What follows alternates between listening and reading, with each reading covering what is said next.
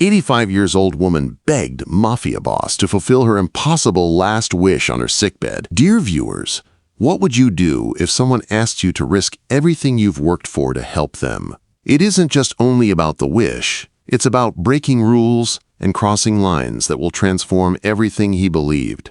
Before we dive in, I want to know what time it is and where you're watching, and also smash that subscribe button, like and drop a comment.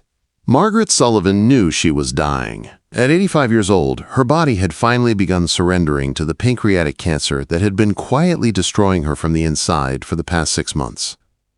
The doctors in her small Texas town had given her 3 months maximum, maybe less if her body decided it had fought enough. The pain was constant now, a dull ache that medication could barely touch, reminding her with every breath that time was running out. She lived alone in a modest house on the outskirts of Austin, the same house she'd occupied for 40 years, watching the neighborhood transform around her while she remained frozen in time. No husband, he died 20 years ago. No children, or at least none that lived with her, none that visited, none that called to check if she was still breathing. The neighbors were kind enough, bringing casseroles and offering prayers, but Margaret knew their sympathy came from obligation rather than genuine connection. She had one wish left.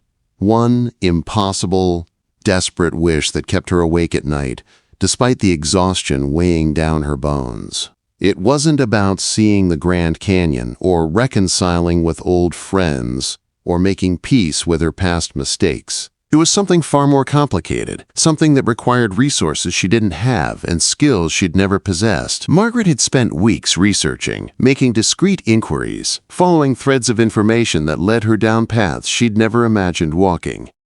She'd learned about a man, a dangerous man, someone who operated in shadows and controlled territories through fear and respect in equal measure. Vincent Moretti. The name itself carried weight in certain circles, whispered with reverence or terror depending on who was doing the whispering. Vincent Moretti was a mafia boss who ran operations across 3 states, his influence stretching from legitimate businesses that laundered money to underground networks that dealt in things Margaret didn't want to imagine. He was powerful, connected, and most importantly for Margaret's purposes, he had the resources to find people who didn't want to be found. Getting to him wouldn't be easy. Men like Vincent didn't advertise their locations or accept walk-in appointments.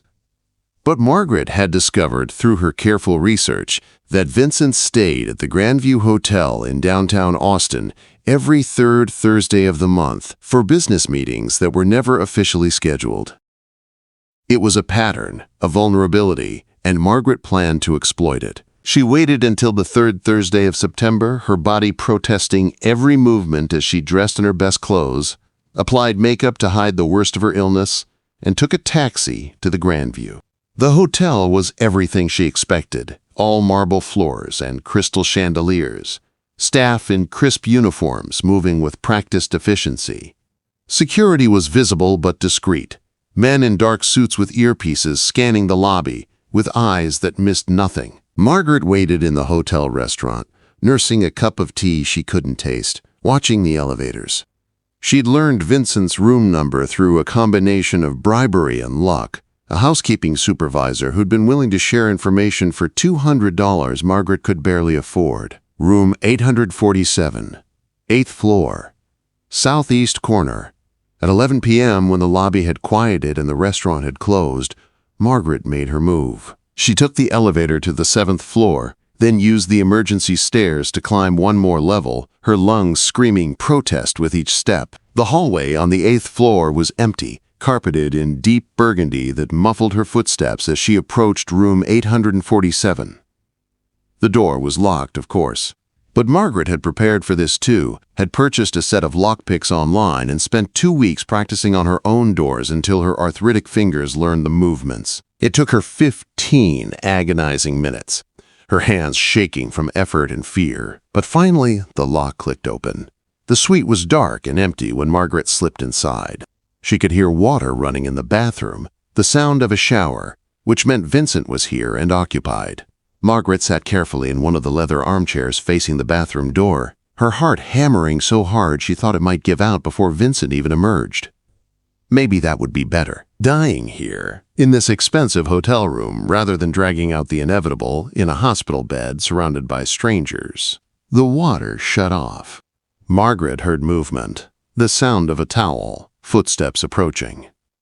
The bathroom door opened, and Vincent Moretti stepped out wearing only a towel around his waist, his torso covered in intricate tattoos that told stories Margaret couldn't read, his dark hair wet and slicked back from a face that was handsome in a dangerous way. He froze when he saw her, his entire body going tense, his hand moving instinctively toward where a weapon would normally be holstered. His eyes were dark and cold, assessing her in seconds, calculating threat level, determining response. "Who are you?" Vincent's voice was calm but carried an edge that promised violence if he didn't like her answer. "How did you get in here?" Margaret's prepared speech evaporated from her mind. All her careful planning, all her rehearsed words, they disappeared in the face of this man's intensity. She opened her mouth, and what came out was simply the truth. "My name is Margaret Sullivan. I'm dying, and I need your help." Vincent didn't move, didn't relax his stance. "You broke into my hotel room to tell me you're dying? Lady, you've got about 30 seconds to explain yourself before I call security and have you arrested for trespassing." "Please." Margaret's voice cracked. "I wouldn't have come if I had any other option. I've researched you for weeks. I know who you are, what you do, what you're capable of. And I know that what I need, only someone with your resources can accomplish." "My resources aren't available to random old women who break into my room," Vincent said coldly. He moved toward the phone on the bedside table. "I'm calling security." "I can pay," Margaret blurted out desperately. "I have $60,000, my entire life savings. It's yours if you help me." "Please, Mr. Moretti, please just hear me out." Vincent's hand paused over the phone. $60,000 was nothing to him, pocket change really, but something in the old woman's desperation gave him pause. He'd seen desperation before, dealt with it constantly in his line of work. But this was different. This woman had broken into his private room, bypassed his security, risked arrest or worse, all for a chance to speak with him. "5 minutes," Vincent said finally, moving away from the phone but maintaining distance between them. "You've got 5 minutes to tell me what you want. Then I'm throwing you out regardless of your offer." Margaret felt tears burning her eyes. 5 minutes. She had 5 minutes to convince a mafia boss to help her with the impossible. 5 minutes to explain a wish that had haunted her for 50 years. 5 minutes to try and fix the biggest mistake of her life before death claimed her. "Thank you," she whispered. "Thank you so much. I promise you won't regret this." "I already regret it," Vincent said flatly. "Start talking." Margaret took a shaking breath, her hands twisting in her lap, her mind racing through everything she needed to say. Where did she even begin? How did she explain decades of regret and longing to a man who dealt in violence and power? How did she make him understand why this mattered more than her own life? "Mr. Moretti," Margaret began, her voice stronger now despite the tears streaming down her face. "What I'm about to ask you requires discretion, resources, and skills I don't possess. It's not illegal, but it's complicated, and it's the only thing I want before I die." "Get to the point," Vincent said impatiently. "I need you to find someone for me," Margaret said. "Someone I lost a very long time ago, someone I've been searching for in my own way for 50 years with no success. But you, with your connections, your people, your reach, you could find her. I know you could." Vincent's expression didn't change. "I'm not a private investigator, Mrs. Sullivan. There are professionals who handle missing persons cases." "I've tried them all," Margaret said desperately. "Private investigators, online databases, DNA testing services, everything. The trail is too old, too cold. But you have access to things they don't. You have people in places they can't reach. You can find people who don't want to be found. That's your specialty, isn't it?" Vincent studied her carefully, seeing the desperation, the pain, the absolute conviction in her eyes. This wasn't some random request. This was something that had been eating at her for decades. "Who are you looking for?" Vincent asked quietly. Margaret's hands clenched together so tightly her knuckles went white. This was it. The moment she'd been dreading and hoping for simultaneously. The moment she had to say out loud the truth she'd carried like a stone in her chest for 50 years. "Before I tell you that," Margaret said carefully, "I need to tell you a story about a mistake I made when I was 32 years old. A mistake that's haunted me every single day since. A mistake I need to fix before I die, or I'll never rest peacefully." Vincent glanced at his watch. "You've got 3 minutes left." Margaret nodded and began to speak, her voice trembling but determined. 50 years ago, I was a different person. Young, reckless, living a lifestyle that wasn't conducive to responsibility. I made choices I'm not proud of. And one of those choices resulted in a consequence I wasn't prepared to handle. She paused, gathering courage for what came next. Vincent waited, his expression unreadable, but he was listening. That was something. "I need you to find someone for me, Mr. Moretti," Margaret said, her voice breaking. "Someone very important. Someone I lost because of my own selfishness and cowardice. And once you find her, I have one more request. Something that might sound crazy. Something that will require you to do something you've probably never done before." "Your time is up," Vincent said, but he didn't move toward the phone. "Tell me what you want." Margaret looked him directly in the eyes and said the words that would change both their lives forever. "I need you to find someone, and then I need you to help me fulfill my dying wish in front of her. A wish that requires your cooperation in ways you can't imagine yet. Will you help me, Mr. Moretti? Please." Vincent stared at this old woman who'd broken into his room, who was offering him money he didn't need, who was asking for help with a desperation that reminded him uncomfortably of his own grandmother before she died. He should say no, should throw her out, should forget this conversation ever happened. Instead, he heard himself say, "Tell me everything, from the beginning, and this better be worth my time." Margaret Sullivan smiled through her tears and began to tell him a story that started 50 years ago with a decision that broke her heart and never healed. Margaret took a shaking breath, her aged hands trembling in her lap as she prepared to confess a secret she'd buried for half a century. Vincent stood across from her, still in his towel, water dripping from his hair onto the expensive carpet, his arms crossed over his tattooed chest, his expression unreadable, but his attention completely focused. 50 years ago, I was 32 years old. Margaret began, her voice barely above a whisper. I was living in Dallas, working as a cocktail waitress at a high-end club.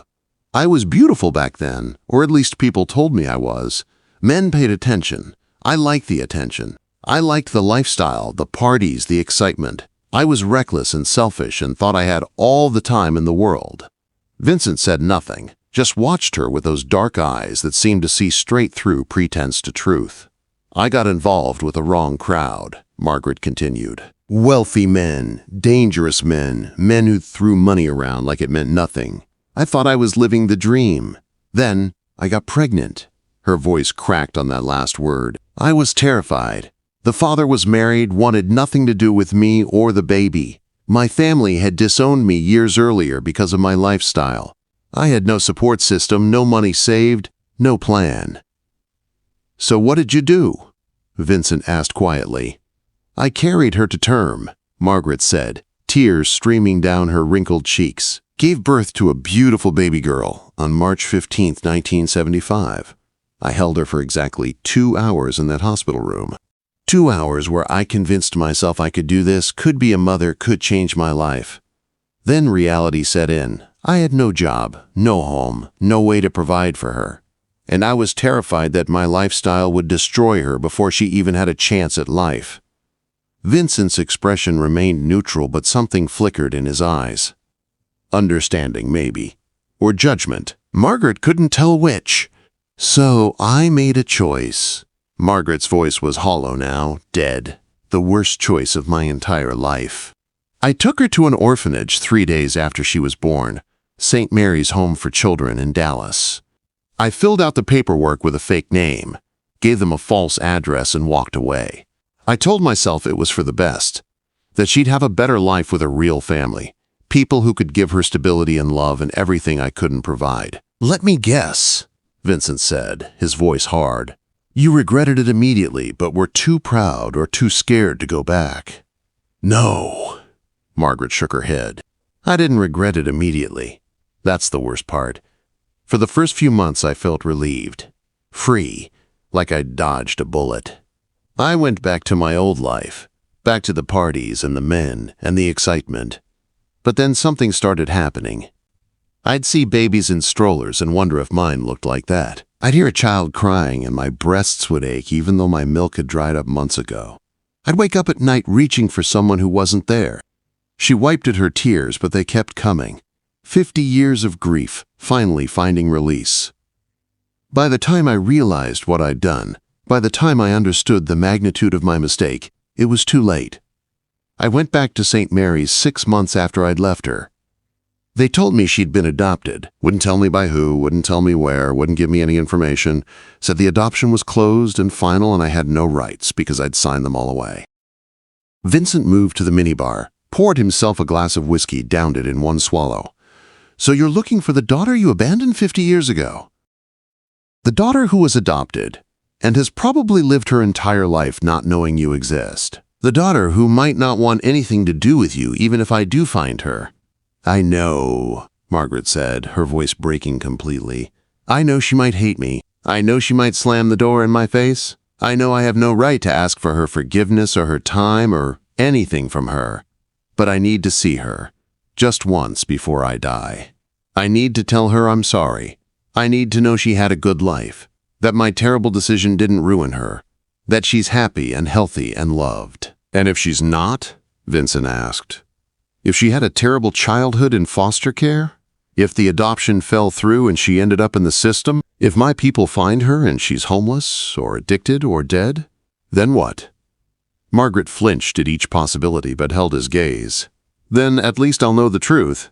At least I'll die with knowledge instead of 50 years of wondering and imagining and torturing myself with possibilities. Vincent poured another whiskey, this time handing one to Margaret. She took it with shaking hands and drank, the alcohol burning down her throat, making her cough. You said you have another request after I find her, Vincent said. What is it? Margaret's face went pale. I can't tell you that part yet. Not until you find her. Not until I know she's real and alive. The second request, it's complicated. It requires your cooperation in a way that might seem strange. But I promise it's not illegal and it won't harm anyone. Vincent studied her for a long moment. This old woman who'd broken into his room, who was dying, who was offering him money he didn't need for a favor that was more complicated than it seemed. Every instinct told him to refuse, to throw her out, to forget this conversation ever happened. He had enough problems without adding the emotional baggage of a dying woman to his list. But something about her desperation touched a place in Vincent he thought he'd locked away years ago. He remembered his own grandmother, remembered her dying wish to see her estranged son one more time before death claimed her. Vincent had made it happen, had tracked down his uncle who'd disappeared 20 years earlier, had brought him to her bedside despite the man's protests. The look on his grandmother's face when she saw her son again, that moment of peace and completion, it had been worth every difficult phone call and threat and favor he'd called in. Maybe this old woman deserved the same peace. I'll do it, Vincent said finally, but on my terms. You don't contact me, I contact you. You don't ask questions about my methods. And when I find her, if I find her, you tell me the second request before I arrange any meeting. I don't do surprises, Mrs. Sullivan. I don't walk into situations blind. Understood? Margaret's face transformed with hope so bright it was almost painful to witness. Yes, I understand. Thank you, Mr. Moretti. Thank you so much. I have all the information I remember written down. Dates and locations and tomorrow, Vincent cut her off. You'll bring me everything tomorrow. Right now, you're leaving before my security realizes there's been a breach and people start getting fired or worse. He grabbed his phone, made a quick call in Italian that Margaret couldn't understand, then turned back to her. My driver will take you home. He'll be waiting in the lobby in 5 minutes. Tomorrow at noon, come to Giovanni's restaurant on 5th Street. Ask for a table under the name Sullivan. Someone will bring you to a private room where we'll discuss details. Bring every piece of information you have about the adoption. the orphanage, any names you remember, any dates, anything that might help. Margaret stood on shaking legs, her body protesting the late hour and the emotional toll of the conversation. "How do I repay you for this?" "The 60,000 you offered," Vincent said. "Half now, half when I find her. And Mrs. Sullivan? Don't make me regret this. Don't waste my time with lies or false information. I'm helping you because I believe your story, but my generosity has limits. Cross me, and dying of cancer will be the least of your problems." The threat should have terrified her, but Margaret just nodded. "I understand. And Mr. Moretti? Thank you. You have no idea what this means to me." "Get out," Vincent said, not unkindly. "And next time you need to talk to someone, use the front door like a normal person." Margaret left, taking the elevator down to the lobby where a driver was indeed waiting, a large man in a dark suit who said nothing but held the car door open with professional courtesy. The drive back to her small house felt surreal, like she was floating through a dream. Had that really just happened? Had she really convinced a mafia boss to help her find her daughter? Back in his hotel room, Vincent stood at the window looking out at the Austin skyline, his mind already working through the logistics of what he'd just agreed to. Finding someone who'd been adopted 50 years ago wouldn't be easy. Adoption records from that era were sealed tight, protected by laws designed to give adopted children fresh starts without biological parents interfering. But Vincent had resources that operated outside normal legal channels. He had people in government offices, in hospital administration, in the foster care system, who owed him favors or feared him enough to cooperate. He pulled out his phone and called Marco, his most trusted investigator. "I need you to find someone. Female, born March 15, 1975 in Dallas, Texas. Placed at St. Mary's Home for Children within days of birth. Adopted sometime in the next 6 months. Mother's name is Margaret Sullivan, but she used a fake name on the orphanage paperwork. I need everything. The adoption records, the adoptive family, current location, the works." "That's going to be tough," Marco said. "Those old records are buried deep, could take weeks." "You have 1 week," Vincent said flatly. "Make it happen." He hung up and poured another whiskey, his mind turning to the old woman's mysterious second request. What could she possibly want that required his cooperation? What could be so important that she'd save it until after her daughter was found? Vincent didn't like unknowns, didn't like walking into situations without full information. But he'd given his word, and Vincent Moretti's word was the one thing in his violent criminal world that still meant something. The next day at noon, Margaret arrived at Giovanni's restaurant, carrying a worn manila folder stuffed with papers. She was led to a private room in the back where Vincent sat at a table with Marco, his investigator, a thin man with sharp eyes and nervous energy. Margaret spread out everything she had. Hospital records from her delivery showing the baby's birth date and weight. A copy of the intake form from St. Mary's Orphanage with the fake name she'd used. Photographs of herself from that era so they could see what the biological mother looked like. A list of every detail she remembered about the 3 days before she'd abandoned her daughter. Marco took notes rapidly, asking questions in a clipped professional tone. What time of day did she drop the baby off? Who was working the desk? Were there any distinguishing marks on the baby? Did Margaret ever return to check on her before being told about the adoption? Margaret answered everything truthfully, holding nothing back. Every word another knife in her conscience, but necessary if they were going to find her daughter. "This is good," Marco said finally, gathering the papers. "More than I usually have to work with. The hospital records are particularly helpful. I'll start there, trace the paper trail forward." "How long?" Margaret asked desperately. "Could be a week. Could be a month. These things don't have timelines, Mrs. Sullivan. I find what I find when I find it." "I don't have a month." Margaret's voice broke. "The doctors said 3 months maximum, and that was 6 weeks ago. Please, if there's any way to move faster." "Marco works at his own pace," Vincent interrupted. "Rushing him means mistakes. You want this done right, you wait however long it takes." Margaret nodded, accepting the reality she couldn't change. She pulled an envelope from her purse, thick with cash. $30,000, the first half of payment as agreed.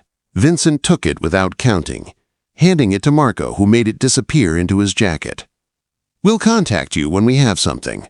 Go home, Mrs. Sullivan. Rest. Take your medications. Stay alive long enough for us to finish the job. Over the next week, Margaret existed in a state of suspended animation. Every phone call made her heart race. Every knock on the door sent adrenaline flooding through her dying body. But the call didn't come. The knock never brought the news she was desperate for. Her health continued declining. The pain intensified despite increased medication. She lost more weight, her clothes hanging off a frame that was more skeleton than flesh. Her neighbors whispered about hospice, about how it might be time, about how sad it was that she was dying alone. But Margaret refused to give up. Not yet. Not until she'd seen her daughter one more time. On day 9, her phone finally rang. Margaret's hands shook so violently she nearly dropped the phone. She pressed it to her ear with both hands, her heart hammering against her ribs hard enough to hurt. Mrs. Sullivan. Vincent's voice came through calm and controlled. We found her. The room spun. Margaret sat down heavily on her worn couch, tears already streaming down her face before her brain could fully process what she'd just heard. You found her? You're certain? Marco's certain. Which means I'm certain. Vincent's tone was businesslike. Her name is Elena Martinez. She was adopted 6 weeks after you left her at St. Mary's by Robert and Carmen Martinez, a couple from San Antonio who couldn't have children of their own. They raised her, gave her a good life from what we can tell. She's 50 years old now, works as a pediatric nurse at Methodist Hospital in Houston. Married with 2 grown children of her own. Margaret's sob was so loud it hurt her throat. She's alive! She's healthy! She has children! Oh God, she's okay! More than okay, Vincent continued. College-educated, respected in her field, stable marriage of 28 years, owns her home outright, no criminal record, no red flags. By all accounts, the Martinez gave her exactly the life you hoped she'd have. Does she know she's adopted? Margaret asked desperately. Yes. Her parents told her when she was 10 years old. She's known her whole adult life that she was given up at birth. Whether she's looked for you, we don't know yet. But she's aware of her origins. Margaret pressed her hand to her chest, feeling her heart trying to break free. Can I see her? Can you arrange a meeting? Please, Mr. Moretti. I need to see her before. That's where it gets complicated. Vincent interrupted. I can arrange a meeting, but there's no guarantee she'll agree to see you. Marco approached her yesterday, very carefully. Told her a woman claiming to be her biological mother wanted to meet. Elena's response was guarded. The hope that had been expanding in Margaret's chest deflated slightly. She doesn't want to see me. She didn't say that, Vincent corrected. She said she needed time to think about it. She asked for proof that you're really her biological mother. Marco's arranging a DNA test, expedited results in 72 hours. Once we have confirmation, she's agreed to meet you, once, for 1 hour, at my estate, where the meeting can be controlled and private. Your estate? Margaret was confused. I don't do public meetings for situations like this, Vincent explained.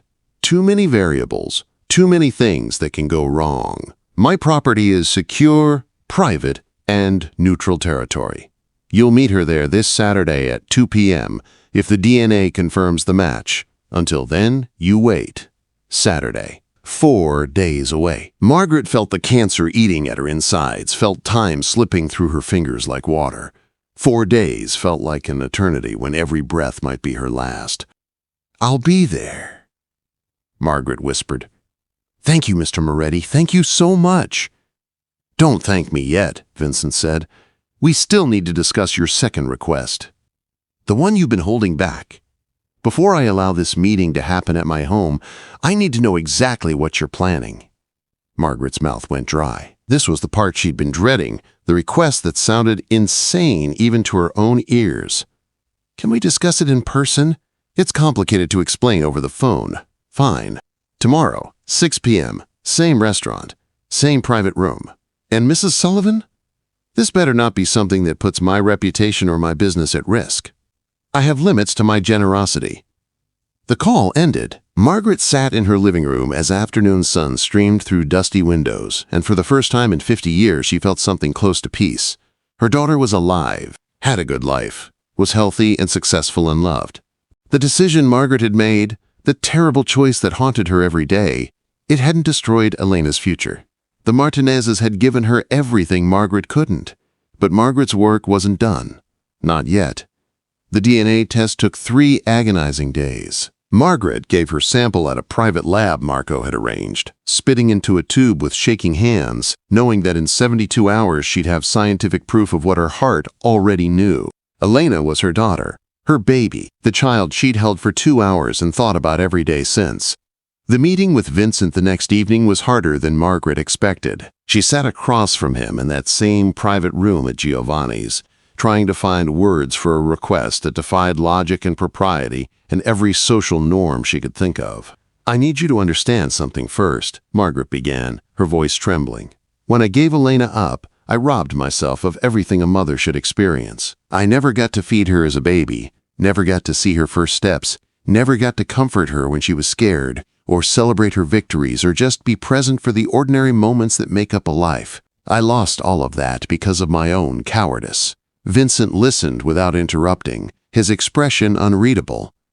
"I'm dying," Margaret continued.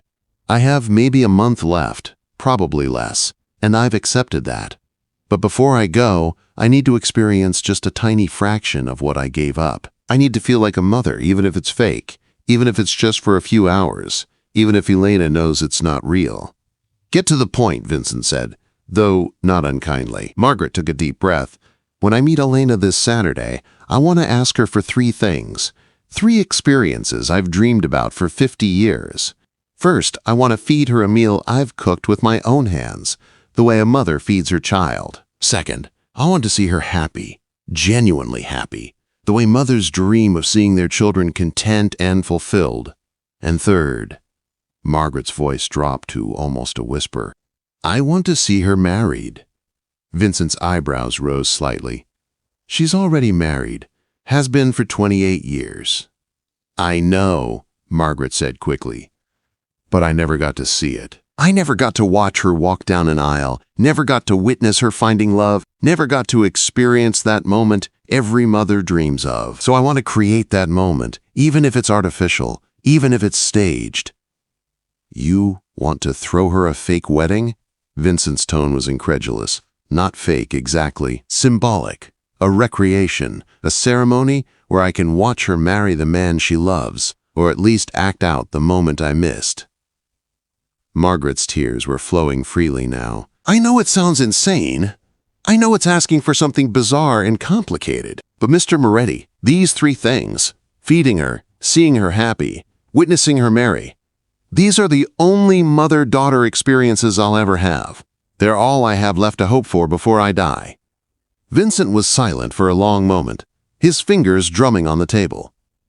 "And what makes you think Elena will agree to any of this?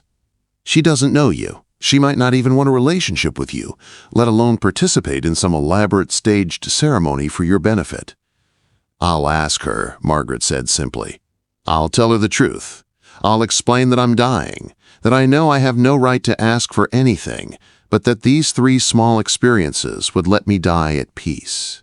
If she says no, I'll accept that. I'll be grateful just to have seen her face once. But I have to try." "And where do I come in?" Vincent asked, though he was beginning to suspect he knew the answer.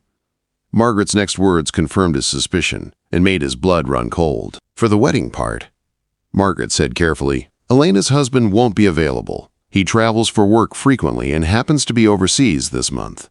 So I need someone to stand in as the groom, someone who could act the part convincingly enough that for just a few minutes I can watch my daughter marry and pretend it's real." Vincent stared at her. "You want me to pretend to marry your daughter? Just for the ceremony?" Margaret said desperately. "Just for 10 minutes where I can watch her in a white dress, watch someone stand beside her and promise to love her, watch her smile like brides smile. That's all. Then it's over, and you never have to see either of us again." "This is insane," Vincent said flatly. "I'm a mafia boss, Mrs. Sullivan. I don't play pretend. I don't participate in emotional theater. And I certainly don't fake marry people I've never met to satisfy dying women's fantasies." I know it's asking too much. Margaret's voice broke completely. I know it's ridiculous and uncomfortable and strange. But you're the only person who can help me. Elena won't agree to marry a stranger, but if you explain that it's just symbolic, just a gift to a dying woman, maybe she'll understand. Maybe she'll give me this one thing. Vincent stood up, paced to the window, his mind racing. This was beyond anything he'd expected. He'd thought maybe Margaret wanted him to arrange a family dinner, or facilitate a conversation, or something normal. But this was elaborate and emotional, and exactly the kind of situation he avoided at all costs. But he'd given his word. He'd taken her money, and the old woman was dying, asking for 3 experiences that most mothers took for granted. Feed her daughter, see her happy, watch her marry. Was it really so much to ask? If I agree to this, Vincent said slowly, turning back to Margaret, and that's a massive if, Elena has to consent to everything. Every single part. If she's uncomfortable with any of it, the whole thing stops immediately. I won't force a woman into play acting for a stranger's benefit, dying wish or not. Understood. Yes, Margaret nodded frantically. Yes, of course. Everything has to be your choice. I would never force her into anything. And this stays completely confidential, Vincent continued. Nobody hears about this. Not your neighbors, not her friends, nobody. I have a reputation to maintain, and it doesn't include playing groom in fake weddings. I swear, Margaret said. Complete secrecy, Vincent sighed, rubbing his temples. He was definitely going to regret this. Fine. Saturday at 2 p.m., my estate. The DNA results should be back by then confirming you're her biological mother. I'll arrange for Elena to come, I'll explain the situation, and if she agrees, we'll discuss how to make your 3 wishes happen. But Mrs. Sullivan, if this goes sideways, if it causes any problems or drama or complications for me, our agreement ends immediately and you're on your own. Clear? Crystal clear. Margaret's face was transformed with gratitude and hope. Thank you, Mr. Moretti.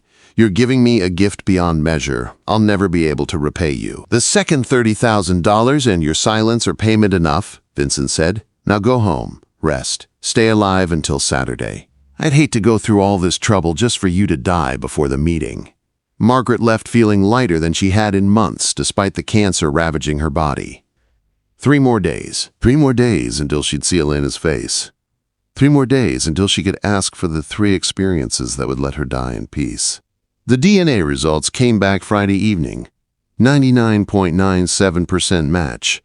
Elena Martinez was definitely Margaret Sullivan's biological daughter. Marco called Elena with the news, then called Margaret to confirm the meeting was set for Saturday at 2 p.m. Margaret spent Friday night cooking. Despite her weakness, despite the pain, she prepared Elena's favorite foods based on the research Marco had done. Enchiladas, rice, beans, tres leches cake, a feast for the daughter she'd never fed. Her hands shook as she cooked, tears falling into the mixing bowls, 50 years of grief and love folding into every dish. Saturday morning dawned clear and warm. Margaret, dressed in her best outfit, applied makeup to hide the worst of her illness, and took a taxi to the address Vincent had provided. His estate was massive, gated, surrounded by manicured gardens that probably cost more to maintain than Margaret's entire house was worth. A suited man met her at the door, led her through a house that looked like something from a magazine, all marble and art and expensive furniture. They passed through to a garden, where a table had been set up under a pergola, draped in flowering vines. Vincent stood nearby talking on his phone, dressed casually, but still radiating danger and authority. He ended his call when he saw Margaret. She's here, in the house. She arrived 10 minutes ago, and she's nervous as hell. Are you ready for this? Margaret's heart was pounding so hard she thought it might explode. Yes, more ready than I've ever been for anything. Remember our agreement, Vincent said. Everything is her choice. The second she's uncomfortable, this ends. I understand. Vincent nodded and called toward the house. Marco, bring her out. A woman appeared in the doorway, and Margaret's world stopped turning. Elena Martinez was beautiful. Elena Martinez stood in the doorway like a vision from heaven, and Margaret felt her knees buckle. 50 years. 50 years of wondering, imagining, dreaming about what her daughter looked like. And here she was, real, solid, alive. Elena was 50 years old but could have passed for 40. She had Margaret's eyes, the same hazel color that shifted between green and brown depending on the light. Her hair was dark and thick, pulled back in a practical ponytail. She wore simple clothes, jeans and a blouse, her hands twisting nervously together as she looked at the old woman who'd given birth to her and then disappeared. "Elena," Margaret whispered, taking a shaking step forward. "Oh my God, Elena." Elena's expression was guarded, walls firmly in place, but Margaret could see tears gathering in her eyes, despite the protective distance she was maintaining. "Mrs. Sullivan." "Margaret, please, call me Margaret." The formal address hurt more than Margaret expected, but she deserved it.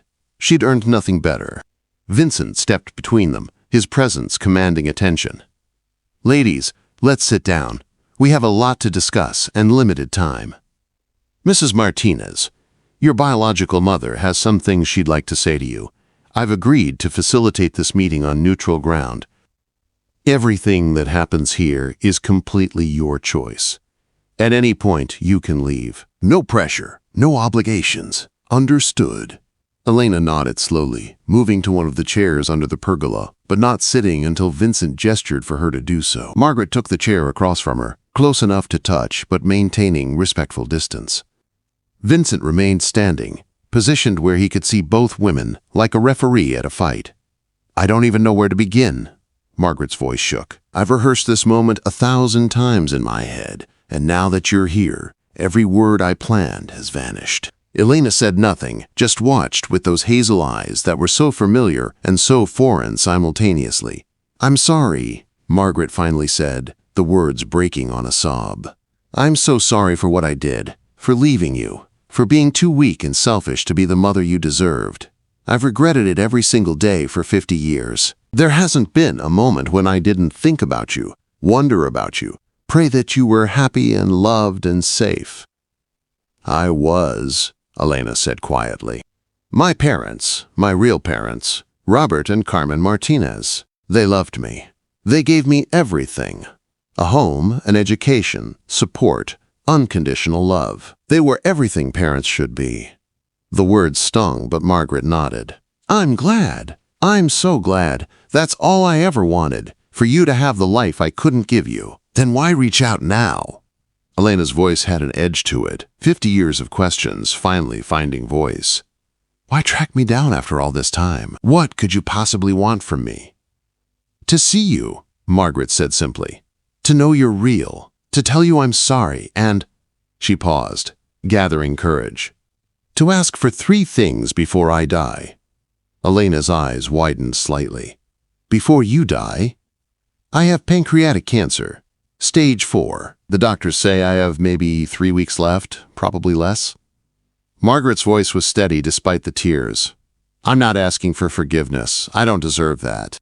But I'm asking for 3 experiences, 3 moments that would let me die knowing I gotta be your mother, even if just for a few hours." Vincent moved closer, his presence a reminder that he was monitoring everything, ready to end this if Elena showed any signs of distress. "What 3 things?" Elena asked carefully. Margaret took a shaking breath. "First, I want to feed you. I've cooked a meal, your favorite foods based on what Mr. Moretti's people learned about you. I want to sit across from you and watch you eat something I made with my own hands. I want to feel, just once, what it's like to nourish my daughter." Elena's professional composure was cracking. As a pediatric nurse, she'd seen dying patients make final requests before. She understood the psychology, the desperate need to create meaning before the end. "That's not unreasonable. Second," Margaret continued, "I want to see you happy. Really, genuinely happy. I want you to tell me about your life, your children, your career, all the beautiful things you've accomplished. I want to see your face light up when you talk about what you love. I want to witness the joy I never got to help create." "I can do that," Elena said, her voice softer now. "And third," Margaret's voice dropped to barely a whisper, "I want to see you marry." Elena's eyebrows shot up. "I'm already married. Have been for 28 years. "I know," Margaret said quickly. But I wasn't there. I missed it. I missed watching you walk down an aisle. Missed seeing you in a wedding dress. Missed the moment every mother dreams of witnessing. So I'm asking, begging really, for you to recreate it. Just for a few minutes. A symbolic ceremony where I can pretend I was there, where I can see you marry and know that you found love and happiness. You want me to stage a fake wedding? Elena's voice was incredulous. Your husband is overseas, Margaret said. Mr. Moretti has agreed to stand in as the groom, just for the ceremony, just for 10 minutes. It won't be legal or binding or real. Just a moment. Just a gift to a dying woman who lost the right to ask for anything but is asking anyway. Elena looked at Vincent with shock. You agreed to this? Vincent's expression was uncomfortable but resigned. Your mother is dying. She's asking for 3 simple experiences that most mothers take for granted. I agreed to facilitate if, and only if, you consent to everything. No pressure. No obligation. You say no, we have a nice lunch, and that's the end of it. Elena sat back in her chair, processing everything. This old woman who'd abandoned her as an infant was now asking for the kind of intimacy that should have been built over decades, compressed into a single afternoon. It was absurd. It was manipulative. It was emotional blackmail, disguised as a dying wish. But Elena was also a nurse who'd held the hands of dying patients, who understood that final requests came from places of deep human need that transcended logic or fairness. If I do this, Elena said slowly, I need to understand why. Why is feeding me so important? Why do you need to see me happy? Why does watching me marry matter so much? Margaret's tears flowed freely now. Because when I held you for those 2 hours in the hospital, I made promises. I told you I'd feed you every day, that I'd make sure you were always nourished and cared for. I promised I'd do everything in my power to make you happy, to protect your joy. And I promised that when you grew up and found love, I'd be there to witness it, to celebrate with you. Then I broke every single promise. I left you and spent 50 years haunted by those broken promises. This is my only chance to fulfill them, even if it's 50 years too late and completely artificial. Elena was crying now too, despite her best efforts to remain detached. You're asking me to play act the most important moments of motherhood for a woman I don't know, who gave me away, who has no place in my life. Yes, Margaret said simply. I'm asking for something I don't deserve. I'm asking you to give me a gift I never earned. I'm asking you to let me die believing that for just a few hours I was your mother. The silence stretched between them, heavy with 50 years of absence and loss and questions that could never be fully answered. Vincent stood motionless, watching both women, ready to intervene if needed but letting the moment play out. Finally, Elena spoke, her voice thick with emotion. My mother, Carmen Martinez, she died 3 years ago. Cancer, like you. Before she died, she told me something. She said that the woman who gave birth to me must have loved me very much, to give me to a family who could provide what she couldn't. She said that kind of sacrifice comes from love, not abandonment. I didn't believe her then. I was angry that my biological mother had never looked for me, never tried to be part of my life. Margaret listened, barely breathing. But now I see you, Elena continued, dying, desperate, asking for scraps of motherhood like a beggar. And I realized Carmen was right. You didn't keep me because you loved me enough to want better for me than what you could give. That doesn't erase the loss, doesn't fix the hole in my identity. But it reframes it. Does that mean? Margaret couldn't finish the question. Elena wiped her eyes, sat up straighter, and looked directly at Margaret. It means I'll give you your 3 wishes, not because you deserve them, but because I'm capable of compassion even when it's not earned. I'll let you feed me, I'll tell you about my life. And yes, I'll even participate in your symbolic wedding ceremony, as insane as that sounds. Margaret's sob was so loud it startled birds from nearby trees. Thank you. Thank you so much. You have no idea what this means.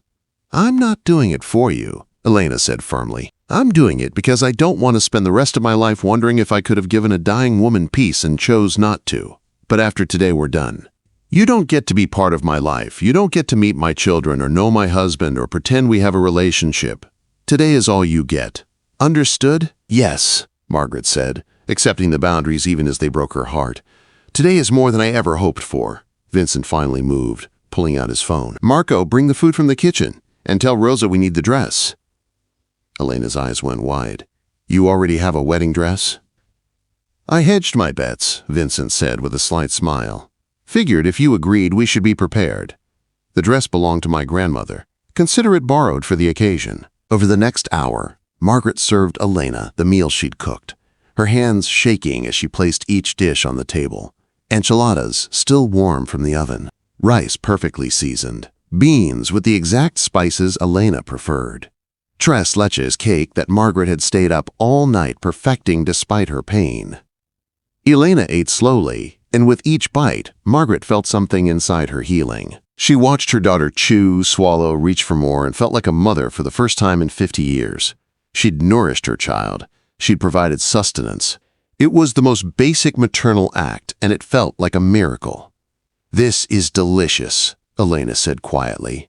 My mother Carmen, she made enchiladas similar to this. You somehow captured the same flavors. I researched everything about you, Margaret admitted. Your favorite foods, your hobbies, your career. I wanted to know everything I'd missed. After the meal, they talked. Elena told stories about her childhood with the Martinez, about her husband Miguel, who she'd met in nursing school, about her 2 children who were now adults themselves. Her face lit up when she talked about her daughter becoming a doctor, about her son's artwork that had been featured in galleries, about the life she'd built through hard work and love and determination. Margaret listened to every word like it was scripture, watching her daughter's expressions, memorizing the sound of her laugh, storing up these moments to carry her through whatever came after death. Then came the final wish. Rosa, Vincent's housekeeper, brought out a garment bag containing a vintage wedding dress, cream-colored lace that had been preserved perfectly for decades. Elena changed in the house, while Marco set up a small arch in the garden decorated with flowers. Vincent disappeared to change into a suit. When Elena emerged in the wedding dress, Margaret's breath caught. Her daughter was breathtaking. The dress fit perfectly, the lace catching the afternoon sunlight, her hair loose around her shoulders. She looked uncomfortable, self-conscious, but undeniably beautiful. Vincent appeared in a dark suit, looking more like a groom than a mafia boss. His usual dangerous edge softened slightly for the occasion. He offered his arm to Elena with surprising gentleness. Ready for the most bizarre thing either of us has ever done? Vincent asked with a slight smile. Not even close, Elena replied, but she took his arm. Margaret sat in a chair facing the arch, tears streaming down her face as Marco played wedding music from a phone speaker. Vincent and Elena stood under the flowers, looking like a real couple about to be married. Vincent had hired someone to officiate, a friend who owed him a favor and asked no questions. The ceremony was brief and simple. Traditional vows spoken by 2 people who'd never met before today, who would never see each other again after this afternoon. But for Margaret, watching from her chair, it was everything. She saw her daughter promise to love and honor. She saw a man promise to cherish and protect. She saw the wedding she'd missed, compressed into 10 minutes of play acting that felt more real than anything in her life. When the officiant said, "You may kiss the bride," Vincent leaned forward and placed the most chaste, respectful kiss on Elena's cheek before stepping back immediately. The ceremony was over. Elena turned to Margaret, still in the wedding dress, and something in her expression had softened. "Did you get what you needed?" Margaret couldn't speak through her sobs. She nodded frantically, her hands pressed to her chest. Elena walked over, knelt in front of Margaret's chair, and did something neither of them expected. She took Margaret's weathered, dying hands in her own strong, capable ones. "I forgive you," Elena whispered. "Not because what you did was okay, but because holding on to anger requires energy I don't want to spend. You made a choice 50 years ago that gave me parents who loved me unconditionally. In a strange way, your abandonment was the best gift you ever gave me. So yes, I forgive you. Now you can die in peace." Margaret pulled Elena close, held her daughter for the first time in 50 years, and felt complete. 3 wishes fulfilled. Feed her daughter, see her happy, watch her marry. It had been artificial and staged and compressed into a single afternoon, but it had been real enough. real enough to heal the wound that had been bleeding for half a century. They stayed like that for several minutes before Elena finally pulled back, wiped her eyes, and stood. "I need to go. My husband calls soon, and I need to be home." She changed back into her regular clothes, returned the dress to Rosa, and came back to say goodbye. Margaret stood on shaking legs, her body exhausted but her spirits soaring. "Thank you," Margaret said, "for everything, for your compassion, for your forgiveness, for giving me this gift." "Take care of yourself," Elena said, "for whatever time you have left." Then she was gone, walking back through Vincent's mansion and out to her car, leaving Margaret standing in the garden surrounded by the remnants of their staged wedding. Vincent approached, his expression unreadable. "Did you get what you came for?" "More than I ever dreamed," Margaret said. "Thank you, Mr. Moretti. Thank you for making this possible." "The second 30,000, Vincent reminded her. Margaret pulled the envelope from her purse, handed it over.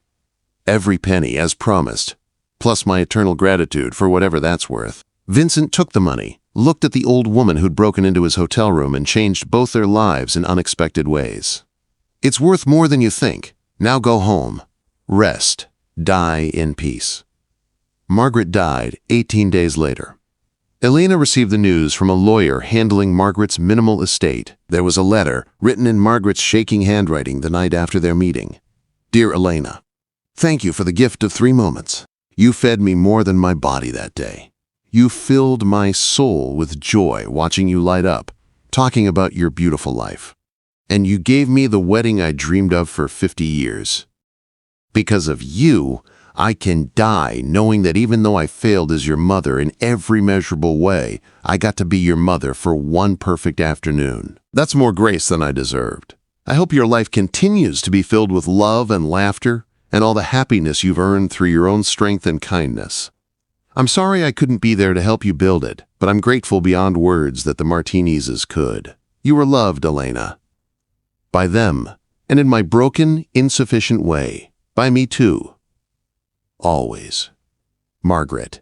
Elena cried reading it, then filed it away with other important documents. She told her husband and children about the strange afternoon when she'd fulfilled a dying woman's final wishes.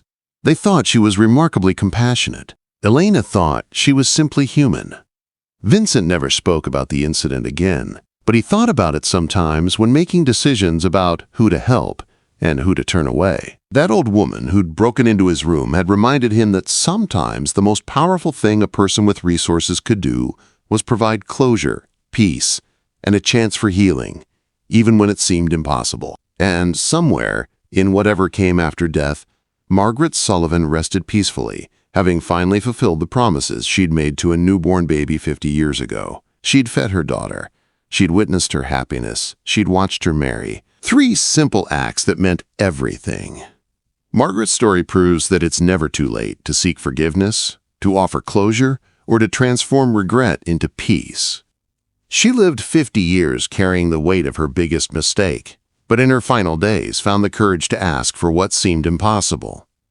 Elena's compassion gave a dying woman the gift of motherhood, even if just for one afternoon. Sometimes the bravest thing we can do is forgive those who hurt us, and sometimes the most powerful thing is asking for forgiveness we don't deserve. Both women found healing in an impossible situation, proving that grace exists even in the most unlikely places.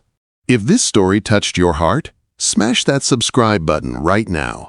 Drop a comment telling me if you could forgive like Elena did. Share this video with someone WHO needs to hear about second chances. Hit the bell icon for more incredible stories that will make you cry and inspire you. We're building a community of people WHO believe in redemption. Join us now. Don't miss our next story. Subscribe today.